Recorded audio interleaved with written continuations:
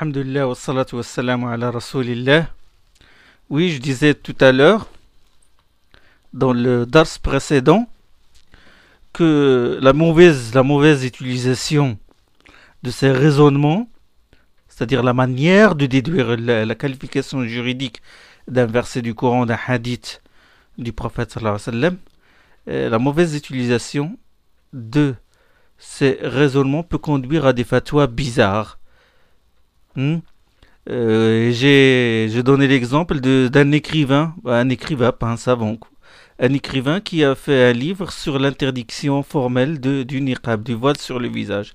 Et j'ai dit que cela fait l'objet de différends entre les savants, qu'il faut respecter quand même le khilaf entre les savants. Et bon, quand il a fait ce livre, les gens ont contesté. Ils ont répondu par le hadith du prophète sallallahu alayhi wa sallam que la femme sacralisée ne portera pas de voile sur son visage et ne portera pas de gants. Donc, si on utilise le sens implicite, mafhoum al-mukhalafa, le sens implicite à contrario, la femme qui n'est pas en état d'ihram peut porter le niqab et peut porter les gants. C'est bon? Lui, qu'est-ce qu'il a dit dans sa deuxième édition de ce livre? Il a dit, écoutez, il ne faut pas utiliser ce raisonnement, car ce genre de conclusion nous fera tomber dans beaucoup de problèmes. Et il a donné des exemples. Qu'est-ce qu'il a donné comme exemple? Il a dit, comme la parole d'Allah subhanahu wa ta'ala, le pèlerinage s'effectue au cours des mois ou en des mois déterminés. Al-hajju ashhurum ma'lumat. Le pèlerinage s'effectue en des mois déterminés. Quiconque s'y engage devra s'interdire tout rapport sexuel, tout libertinage et toute dispute durant la période du pèlerinage. Al-hajju ashhurum ma'lumat, faman farada fihinna al-hajja, fala rafatha, wala fusuqa, wala jidala fil hajj. Quiconque s'y engage devra s'interdire tout rapport sexuel, tout libertinage et toute dispute durant la période du pèlerinage. Ça, c'est dans Surat al-Baqarah. Il a dit, bon, si on applique ce raisonnement, c'est-à-dire le raisonnement mafhoum al-mukhalafa, il a dit si on l'utilise, cela veut dire qu'en dehors du pèlerinage, le musulman est autorisé de se livrer au libertinage et à se disputer. Il dit, si on utilise le raisonnement par inversion, par contrario, on dit bon d'accord, Allah il dit quiconque s'engage dans le pèlerinage devra s'interdire tout rapport sexuel, tout libertinage et toute dispute durant la période du pèlerinage. Il dit cela implique qu'en dehors du pèlerinage, de la période du pèlerinage, on est autorisé à se livrer au libertinage et à se disputer. Donc il a sorti ce preuve pour réfuter ceux qui utilisent ce qu'on appelle mafhoum al-mukhalafa, le raisonnement implicite à contrario. Bon, comme autre exemple qu'il a donné, il a dit ô vous qui croyez, ne consommez pas les produits de l'usure, qui consiste à doubler la dette chaque année lorsque celle-ci n'avait pas été acquittée. Il a dit bon, cela signifie que si le taux d'intérêt est faible, il nous est permis de pratiquer les transactions à base d'usure, si on applique le raisonnement que vous utilisez là. Allah subhanahu wa ta'ala dit, ne consommez pas de l'usure doublement redoublée, en d'autres termes, l'usure dont le taux est élevé. Donc cela implique que si le taux est faible, nous avons le droit de pratiquer les transactions. Il a commencé à sortir des dalils de ce genre-là. Or, les Osoli, regardez ce qu'ils disent. Parce que c'est une shubha. Vous allez trouver ça dans des livres et des gens vont sortir des fatwas et se basent sur ce genre d'arguties fallacieuses. Or, les Osoli, ils ont dit, bon, écoutez, ça c'est un critère que je vous dis. Le texte qui parle d'une situation qui se produit souvent n'a pas de sens implicite à contrario. Le texte qui parle d'une situation, le texte qui parle d'une situation qui se produit souvent n'a pas de sens implicite. Ça, c'est une règle. Exemple. Le verset sur les mariages prohibés. Allah, il dit, vous sont déclarés illicites pour le mariage vos mères, vos filles, vos sœurs, vos tantes maternelles, vos tantes paternelles, vos tantes maternelles, les filles de vos frères et les filles de vos sœurs, vos nourrices et vos sœurs de lait, les mères de vos femmes, vos belles-filles se trouvant dans votre giron, vos belles-filles se trouvant dans votre giron aîné de vos femmes avec lesquelles vous avez consommé le mariage.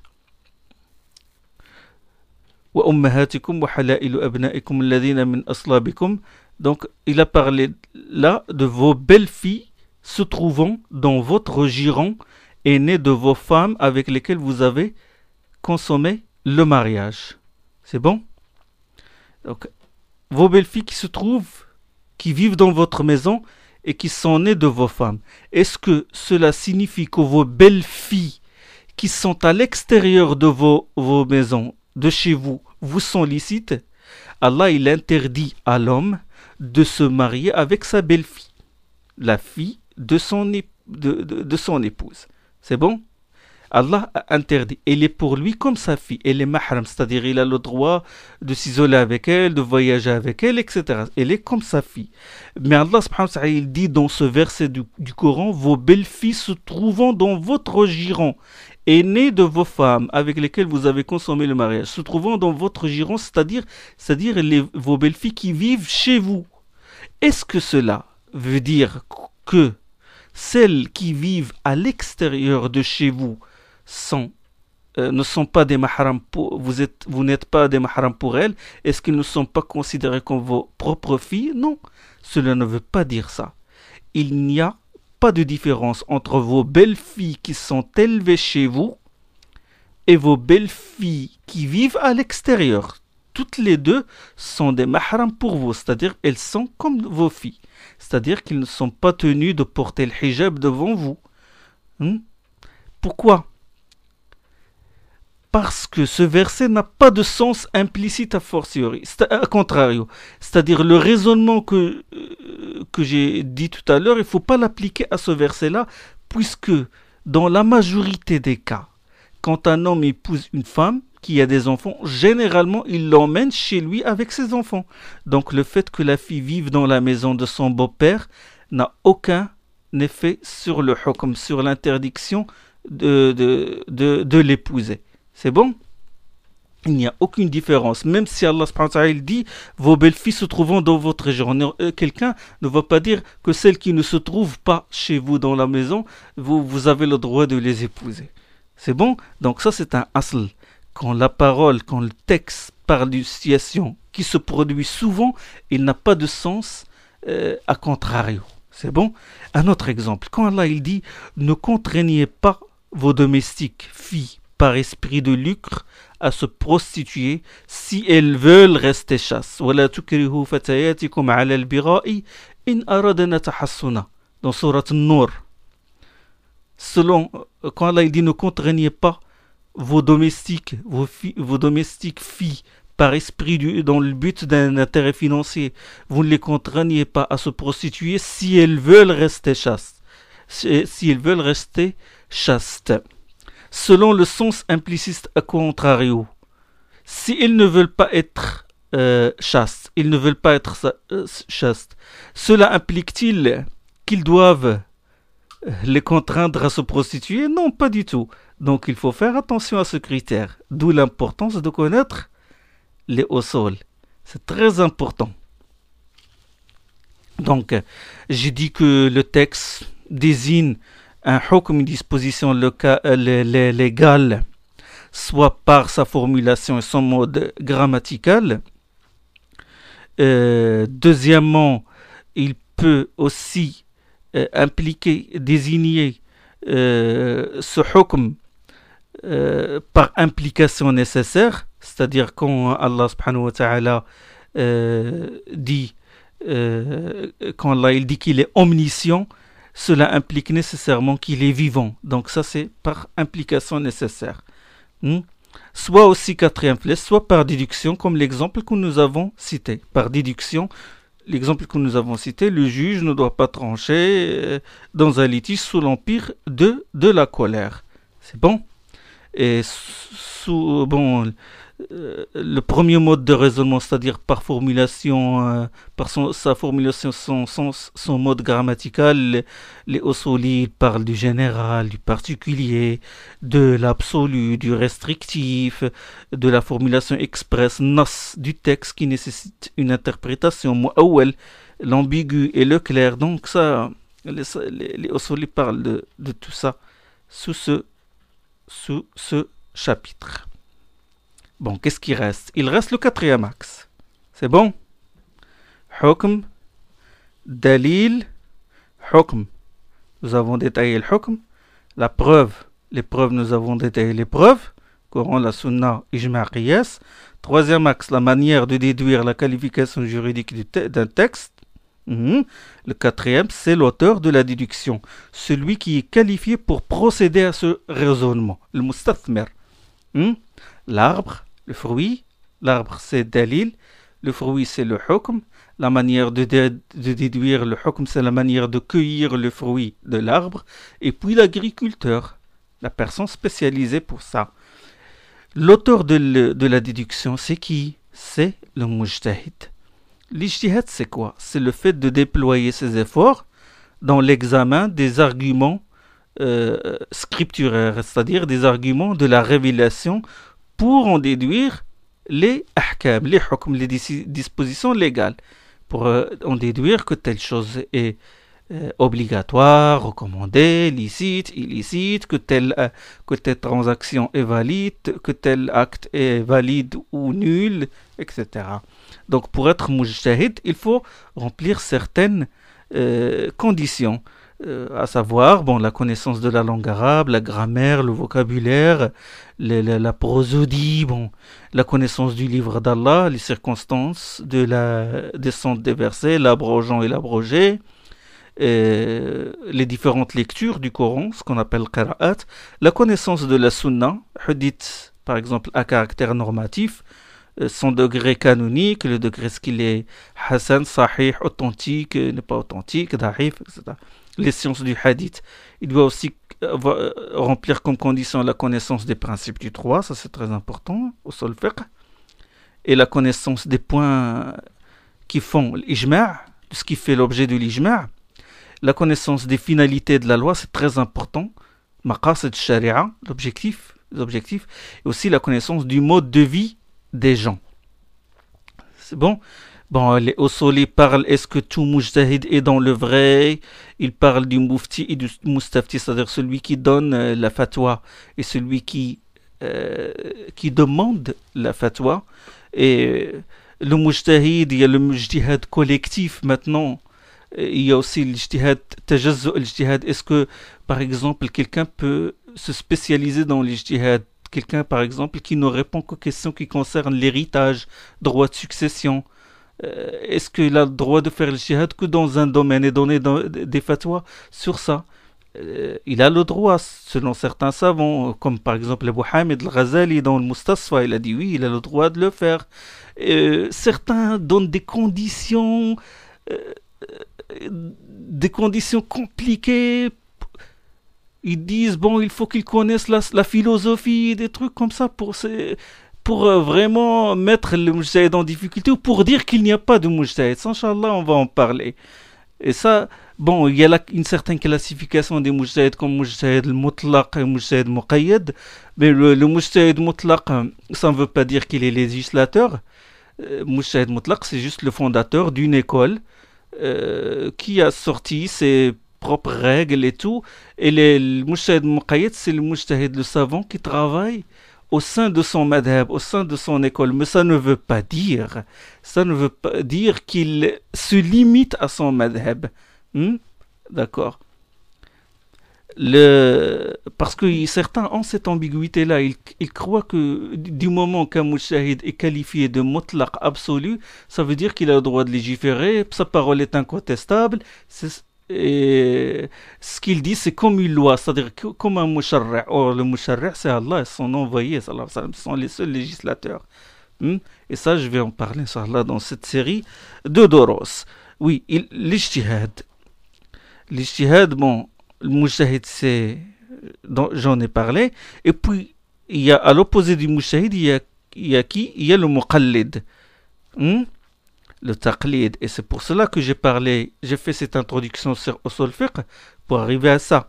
Le taqlid fait partie, c'est un thème qui est traité par les usul fiqh, les principes de droit. C'est le musulman qui fait partie des gens du commun. Mais le musulman qui fait partie du gens du commun, il est tenu d'interroger les savants, de choisir le meilleur savant, le plus pieux à ses yeux. Il est tenu de se débarrasser de l'ignorance, d'apprendre les ahkam qui lui servent dans sa vie quotidienne et de progresser dans ce sens. Il n'est pas tenu de suivre un madhab particulier. Et c'est ce que nous allons traiter, Inch'Allah. Là, je penche vers une classification, sincèrement, des assujettis, des mukallaf déduites du livre de l'A'tisam de l'imam Shatibi. C'est l'imam qui a, je peux dire même qu'il a révolutionné la science des usul al-fiqh, des principes de droit. Inch'Allah, si j'ai le temps, je parlerai des ijtihad, du travail de ces grands savants. C'est un savant qui est mort en 790, Imam Shatibi, Andalusi, de l'Andalus, de l'Espagne musulmane. C'est vraiment un mujaddid, un rénovateur. Et ça, tout le monde le reconnaît en Arabie Saoudite et tout, dans beaucoup de pays. Ils le reconnaissent, il y a même dans les universités, parce que c'est lui qui a vraiment mis en exergue ce qu'on appelle maqasid sharia, les finalités de la sharia, les finalités, les objectifs de la sharia, la préservation, les 5 nécessités, la préservation de la vie, de la religion, de la raison, etc., les 5 nécessités. Et il y a même des classes dans les universités en Arabie Saoudite qui s'appellent Aqsam al-Maqasid.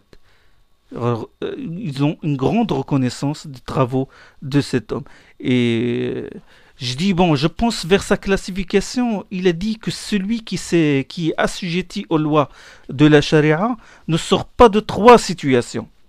Il est soit un mujtahid, un savant qui a la compétence de faire un effort d'initiative personnelle pour déduire les ahkam. Deuxième situation, c'est l'imitateur qui n'a aucune science. Muqallid sarf khaliyan min al-ilm. Il est comme un aveugle. Lui, il a besoin d'un guide qui le guide. La troisième situation, il a dit quelqu'un qui n'a pas atteint le degré du mujtahid, mais il comprend l'argument, il comprend le texte dont est tiré l'argument, et il comprend les raisons qui ont poussé le mujtahid à faire prévaloir tel argument sur un autre. Donc entre le mujtahid et le muqallid, le savant mujtahid et l'imitateur, il y a ce qu'on appelle le muttabi', celui qui essaie de se conformer à la religion. Et comme a dit Ali ibn Abi Talib, parce que cette classification, elle est approuvée, il est appuyé par cette tradition, ce hadith de Ali ibn Abi Talib. Ali radiallahu anhu, il a dit à Kumayl ibn Ziyad, selon une tradition célèbre, il lui a dit Ya Kumayl, inna hadhihi al-qulub aw'iyya. O Kumayl, c'est un tabi'i. Ces cœurs sont des réceptacles. O Kumayl, les cœurs sont des réceptacles. Wa khayruha aw'aha lil khayr. Les meilleurs d'entre ces cœurs-là, sont ceux qui contiennent le plus de bien. Wa nasu thalatha. Les gens sont de 3 sortes, 3 catégories, les gens. Fa'alimun rabbani, il y a le savant qui comprend la religion, qui craint Allah, rabbani. Ça, c'est la première catégorie de gens. Wa muta'allimun ala sabili najat, il y a celui qui apprend la science religieuse pour sauver sa foi et avoir le salut. Celui qui apprend, cherche. La troisième catégorie, le reste, c'est le bas peuple, qui suivent tout crieur et croient à toute harangueur. Ils n'ont pas éclairé leur esprit par la lumière de la science religieuse et n'ont pas recouru à un solide appui. يميلون وهمج الرعاع أتباع كل ناعق يميلون مع كل صائح لم يستضيئوا بنور العلم ولم يلجأوا إلى ركن وثيق. Et là, J'avertis les frères, à qui Allah a accordé le bienfait de l'intelligence et les moyens matériels et a mis à sa disposition les leçons des savants et leurs œuvres doit obligatoirement reconnaître ce bienfait divin en apprenant la science et user de son intelligence et tenter de s'extirper de l'état d'ignorance dans lequel il se trouve et ne pas le jouer et ne pas jouer le débile ou le muqallid et s'identifier au bas peuple. Il dit moi je suis débile, je suis bête, je ne comprends pas, je livre ma raison, mon esprit aux savants, je ne raisonne pas, je suis incapable, etc. Il doit reconnaître le bienfait de l'intelligence, il doit l'utiliser pour comprendre les textes et suivre la voie d'Allah subhanahu wa ta'ala. Bon, ça c'est un aperçu sur le usul al-fiqh, une idée parce qu'on va l'utiliser dans cette série de doros et Inch'Allah, puisqu'on a encore du temps, on va rentrer dans le vif du sujet de taqlid. Sache, chers frères, chères sœurs, qu'Allah subhanahu wa ta'ala, il est le vrai. Ilah al-haq. Il est le véritable Dieu. Celui dont la divinité est établie et qui mérite seul d'être adoré. Allah subhanahu wa ta'ala dit ذَلِكَ بِأَنَّ اللَّهَ هُوَ الْحَقِّ. Et il en est ainsi parce qu'Allah est le vrai. وَأَنَّ مَا يَدْعُونَ مِن دُونِهِ هُوَ الْبَاطِلِ. Alors que ce qu'ils invoquent en dehors de lui, c'est le fou. وَأَنَّ اللَّهَ هُوَ الْعَلِيُّ الْكَبِيرُ. Et qu'Allah est le très haut et le très grand. De lui émane la vérité. La vérité vient d'Allah. Al-haqqu min rabbik, fala takum min al-mumtarin, comme a dit Allah subhanahu wa ta'ala dans Surat Al-Imran. Le vrai ne procède que de ton Seigneur. Le vrai ne procède que de ton Seigneur. Ne sois donc pas parmi les sceptiques. Sa parole, subhanahu wa ta'ala, est vérité.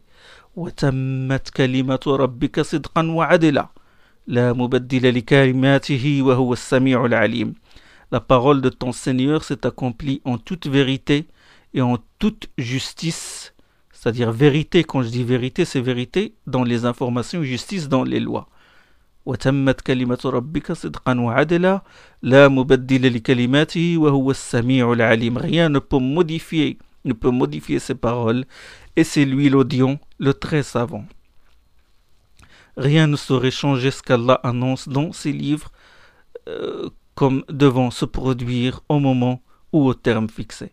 Allah les a préservés et les a établis avec la vérité. Il a établi ses paroles avec la vérité. Personne ne saurait les changer ou proposer des paroles meilleures qu'elles.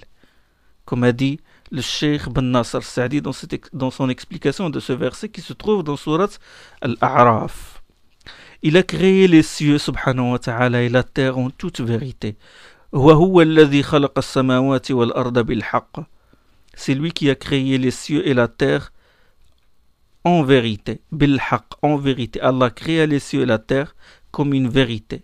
Comme a dit Allah subhanahu wa ta'ala dans Surat Al-An'am. Il a créé les cieux et la terre comme une vérité et avec justesse et non comme une chose vaine, ni avec erreur. Comme il l'a dit, subhanahu wa ta'ala, dans un autre verset, وَمَا خَلَقْنَا السَّمَاءَ وَالْأَرْضَ وَمَا بَيْنَهُمَا بَاطِلًا. Nous n'avons pas créé le ciel et la terre et ce qui existe entre eux en vain, dans Surat Sad. Il les a créés en vérité. Ils ont été créés pour une raison sage. Il a créé, subhanahu wa ta'ala, il les a créés par sa parole de vérité aussi. À savoir, quand il a dit, subhanahu wa ta'ala, puis il s'est établi au ciel alors que celui-ci était de la fumée et lui a dit ainsi qu'à la terre, venez à moi, bon gré, mal gré, nous venons à toi, de notre propre gré, répondirent-ils. Dit, subhanahu wa ta'ala, dans Surat Fussilat. Il a créé, subhanahu wa ta'ala, Adam et sa descendance en toute vérité, bil haqq. Il les a créés en toute vérité. Afahasibitum annama khalaqnakum abathan wa annakum ilayna la turja'un fata'ala Allahu al-malik al-haq. Il dit, pensez-vous que nous vous avions créé en pure gratuité et que vous ne seriez jamais ramenés vers nous? Exalté soit Allah, le vrai souverain. Dans Surat Al-Anbiya, il a créé Adam il insuffla en lui l'esprit, il passa sa main sur son dos et fit sortir toutes les âmes qu'il allait créer jusqu'au jour de la résurrection et leur dit: ne suis-je pas votre Seigneur? Tous répondirent que si. Suivez bien. Il a créé Adam. Il insuffla en lui l'esprit. Il a passé sa main sur son dos, le dos d'Adam, et il a fait sortir toutes les âmes. Nous, les créatures, toutes les âmes, sans exception, tous les êtres humains, toutes les âmes qu'il allait créer jusqu'au jour de la résurrection et leur dit: ne suis-je pas votre Seigneur? Et ils répondirent que si. وإذ أخذ, Allah dit dans Surat Al-A'raf, وإذ أخذ ربك من بني آدم من ظهورهم ذريتهم وأشهدهم على أنفسهم ألست بربكم قالوا بلى شهدنا.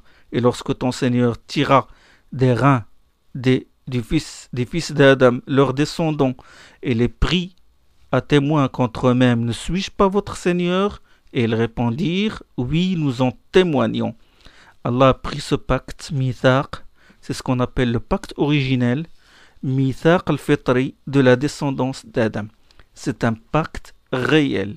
Nous, les êtres humains, nous avons assisté à ce pacte et nous avons témoigné que notre Seigneur est Allah, le seul qui mérite l'adoration. Et quiconque associe à Allah que ce soit, c'est-à-dire quiconque il associe quelque chose à Allah, avant ou après les venues des prophètes, rend ce pacte.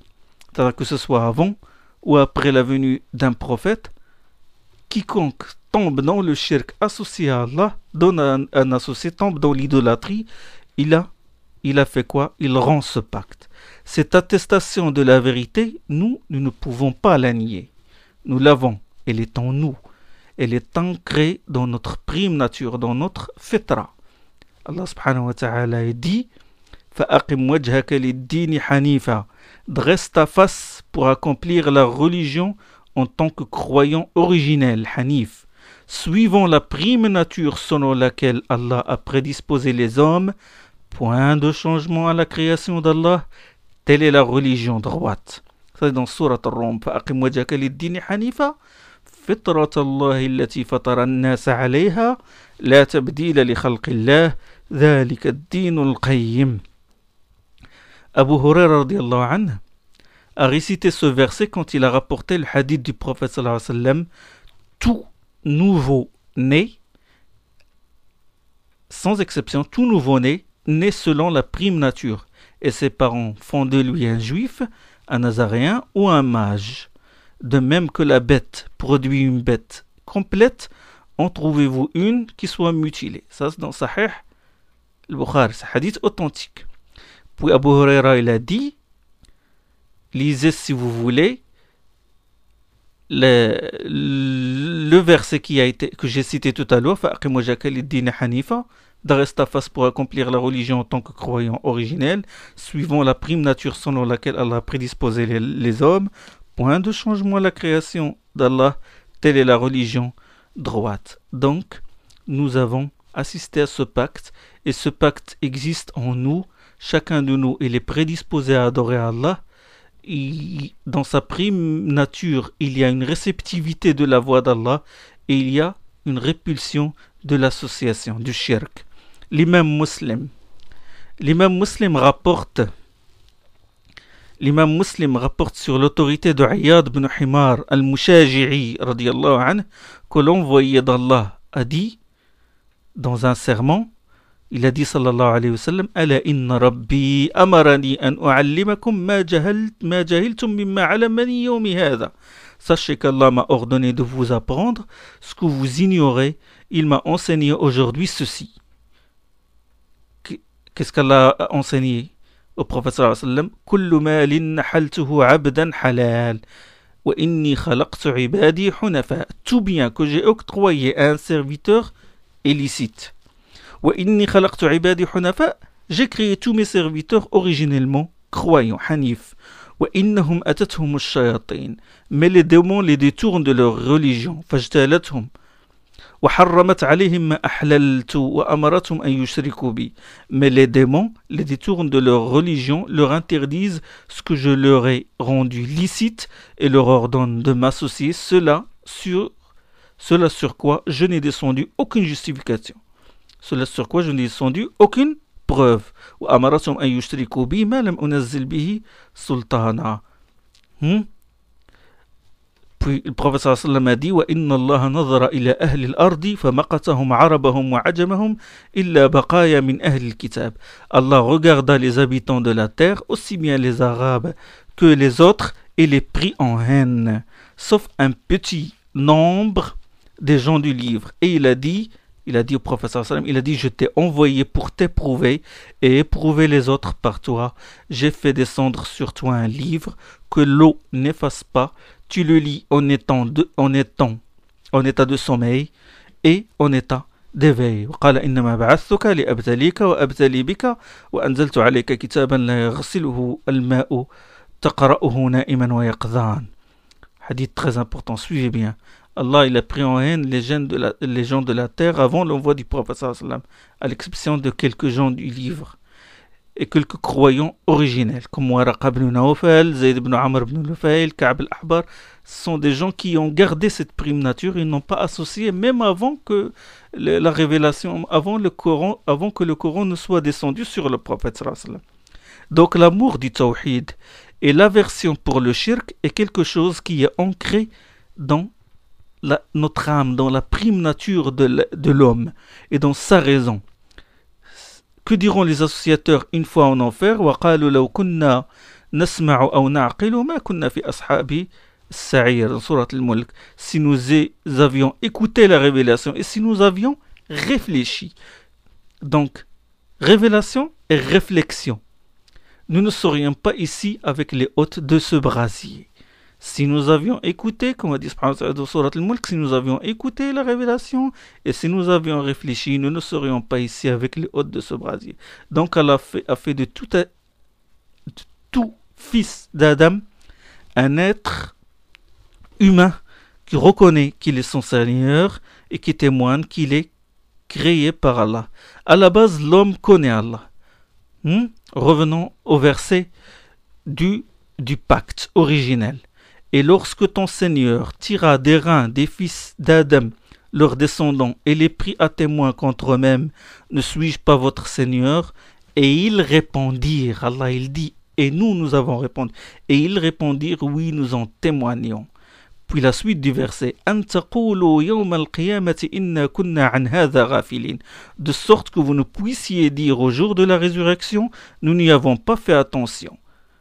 أو تقولوا إنما أشرك آباؤنا من قبل وكنا ذرية من بعدهم أفتهلكنا بما فعل المبطلون. Ou encore, c'est que nos pères, voilà la condamnation du taqlid, de l'imitation servile. C'est que nos pères étaient des associateurs jadis et nous étions leur progéniture. Nous n'avons fait qu'hériter leur culte. Allons-nous donc être abolis pour ce que faisaient les tenants du faux? Ça c'est Surat Al-A'raf. Allah subhanahu wa ta'ala les condamne, il dit attention, ne dites pas que nous n'avons pas fait attention à ce pacte. Ne dites pas le jour de la résurrection, nous n'avons pas fait attention à ce pacte. Et ne dites pas non plus, c'est que nos pères étaient des associateurs. أو تقولوا إنما أشرك آباؤنا من قبل وكنا ذرية من بعدهم أفتهلكنا بما فعل المبطلون. C'est que nos pères étaient des associateurs et nous étions leur progéniture venant après eux, nous n'avons qu'hérité leur culte. Allons-nous donc être abolis pour ce que faisaient les tenants du faux? Et comme a dit Ibn al-Qayyim dans Ahkam Ahl al-Dhimma, dans son livre Ahkam Ahl al-Dhimma, il a dit qu'Allah a cité en ce qui concerne ces gens-là deux prétextes qu'ils avaient avancés ou qu'ils avançaient et qui sont réfutés par ce témoignage, par ce pacte. Le premier, le fait qu'ils disent nous n'y avons pas fait attention. Allah leur a expliqué que cela, le fait de le connaître est une science innée et nécessaire que tout être humain doit connaître. Il est inné en lui. Le deuxième prétexte, et nous, en tant que leurs descendants, nous n'avons fait qu'hériter leur culte. Allah Allah, allons-nous donc être abolis ou allons-nous donc être châtiés pour ce que faisaient les tenants du faux? Ibn al-Qayyim a dit, à savoir leur père, les associateurs, et cette question, vas-tu nous châtier pour les fautes des autres? Ça a été réfuté, comme a dit Ibn al-Qayyim, par le pacte originel. Et il a dit, rahimahullah, il dit, supposons qu'ils ne savaient pas qu'Allah est leur Seigneur, et ont trouvé leurs parents dans le polythéisme, et ils étaient leur progéniture qui sont venus après eux, c'est-à-dire qu'ils n'ont fait qu'hériter leur culte, sachant que d'habitude l'homme imite son père, que ce soit dans le métier, dans l'habitat, l'habillement, puisque c'est lui qui l'a élevé. D'ailleurs, ce sont les parents qui rendent leurs enfants juifs ou chrétiens hommage.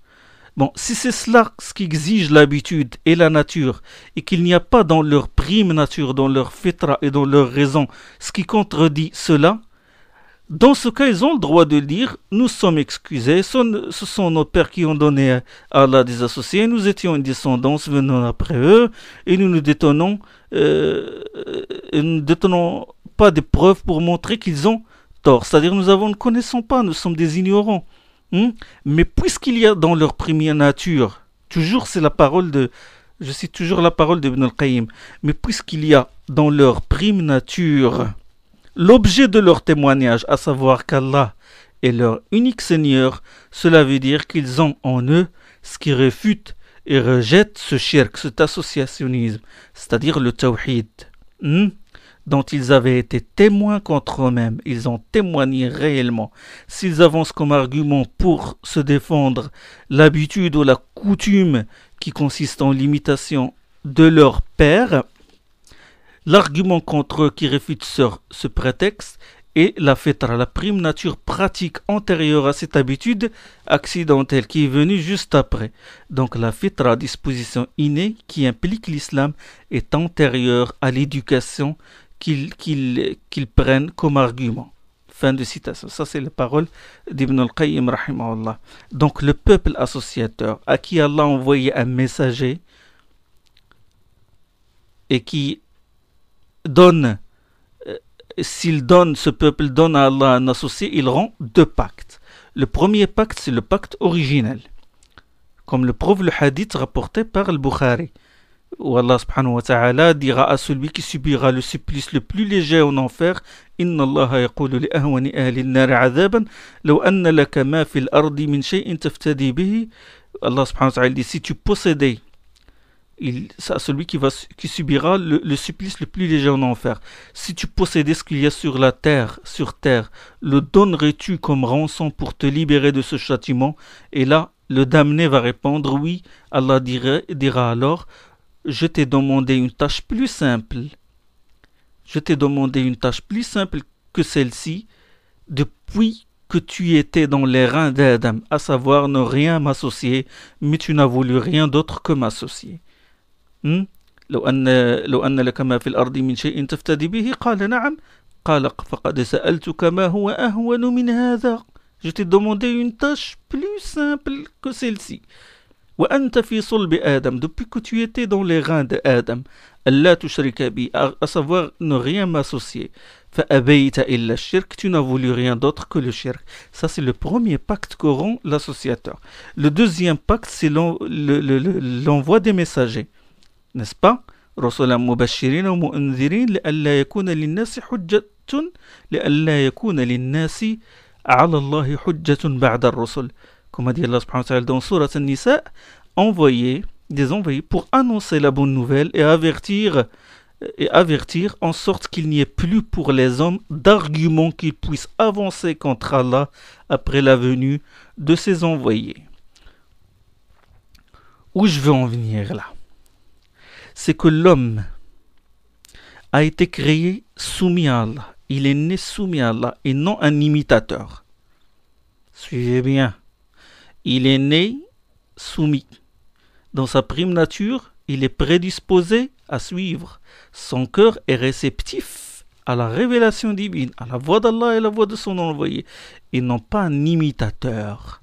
Beaucoup de sectes et de philosophes, Mu'tazilites, Khawarij, ils ont dévié à ce sujet. Bon, certains ont dit que la connaissance d'Allah s'acquiert par l'examen. Certains ont dit que c'est le doute, il faut douter d'abord, il faut se méfier de tout. Et là, je dis que la personne, elle est née prédisposée à adorer Allah subhanahu wa ta'ala. Et ça, on peut tirer une leçon éducative. C'est quand l'enfant naît, tu n'as pas à lui dire attends d'abord, quand tu as tu grandis et après cela tu peux chercher la vérité comme tu veux. Je te laisse libre. Non, non, non. Dès le départ, il faut lui inculquer les enseignements de l'islam parce qu'il est réceptif à ces enseignements-là. C'est-à-dire qu'avant qu'il n'imite ses parents et avant que la société n'influe sur lui, il était déjà prédisposé à suivre la voie d'Allah et non pas à imiter aveuglément les gens. C'est pourquoi Allah subhanahu wa ta'ala a blâmé ceux qui ont invoqué comme excuse de leur polythéisme le taqlid, l'imitation, servi le fait de suivre leur père sans preuve, sans réfléchir. Donc suivre aveuglément quelqu'un dans l'aqida est interdit. Abdullah ibn Mas'ud, le noble compagnon du prophète sallallahu alayhi wa sallam, a dit que l'un de vous n'imite pas dans sa religion quelqu'un d'autre, de sorte que si celui-ci croit, il croit lui aussi, et s'il mécroit, il mécroit lui aussi. Sachez qu'on ne doit prendre personne comme modèle dans le mal. لا يقلدن أحدكم دينه رجلا إن آمن وإن كفر فإنه لا أسوة في الشر. Que l'un de vous n'imite pas dans sa religion quelqu'un d'autre, de sorte que si celui-ci croit, il croit lui aussi, et s'il mécroit, il mécroit lui aussi. Sachez qu'on ne doit pas prendre personne comme modèle dans le mal. Il faut savoir que les causes de l'égarement, comme a dit Ibn al-Qayyim rahimahullah, sont l'indifférence à l'égard de la vérité, premièrement, et l'imitation servile. Ça, ce sont les causes de l'égarement. Dans beaucoup d'endroits du Coran, Allah a blâmé ceux qui suivent aveuglément leurs ancêtres, leurs chers et leurs maîtres. Bon, Inch'Allah, la suite de ce dars, la prochaine fois, bi'idnillah. Subhanakallahum bihamdik, shadu an la ilaha illa ant, astaghfiruka wa atubu ilayk.